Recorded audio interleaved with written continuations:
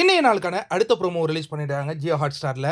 வெளியில் உட்காந்து கதறி அழுதுகிட்டு இருக்காங்கங்க கெமி.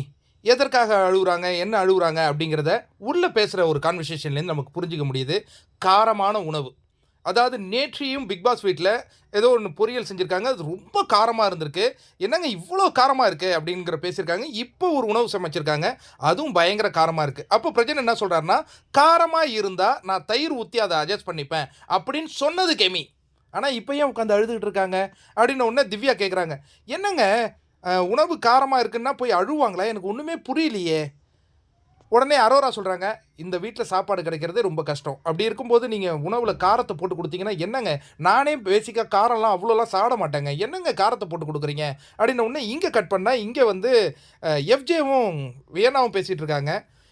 அவள் லைம் லைட் கிடைக்கணுங்கிறதுக்காக உட்காந்து அழுதுகிட்டு இருக்கா, அதுக்கெல்லாம் நான் என்ன பதில் சொல்ல முடியும் அப்படிங்கிற மாதிரி அவங்க பேசுகிறாங்க.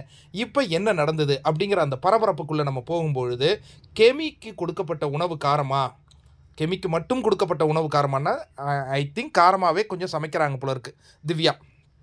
இப்போ திவ்யா என்ன சொல்கிறாங்கன்னா, முதல்ல வந்து சாண்ட்ரா சமைச்சு கொடுக்கும்போது எல்லாம் ருசியாக இருக்குது அப்படின்னு தானே சாப்பிட்டீங்க, ஏன் இந்த வாரம் மட்டும் இந்த கார பிரச்சனையை கொண்டு வரீங்க, ஏன்னா இங்கே மதிப்பெண் போயிடணும் அப்படிங்கிறதுக்காக செய்கிறீங்களா இப்படிங்கிற மாதிரி பல ஸ்ட்ராட்டஜிகளாக பேசிக்கிட்டு இருக்காங்க.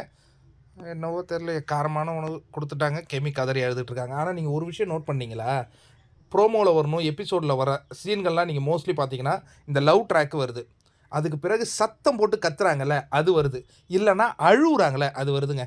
மற்ற எதுவும் இந்த இன்ட்ரெஸ்டிங்காக செய்கிறதெல்லாம் வரதில்லை. சில கிரிஞ்சிகள்லாம் பெருசாக காட்டுறதில்ல. கிரிஞ்சை காட்டணும்னு நான் சொல்கிறீங்க இல்லை. நீங்கள் இதில் ஒரு விஷயம் நல்லா நோட் பண்ணிங்கன்னா, இந்த வாரம் வீடு கொஞ்சம் அமைதியாக இருக்குது. நோட் பண்ணிங்களா? அதுக்கு யார் காரணம்?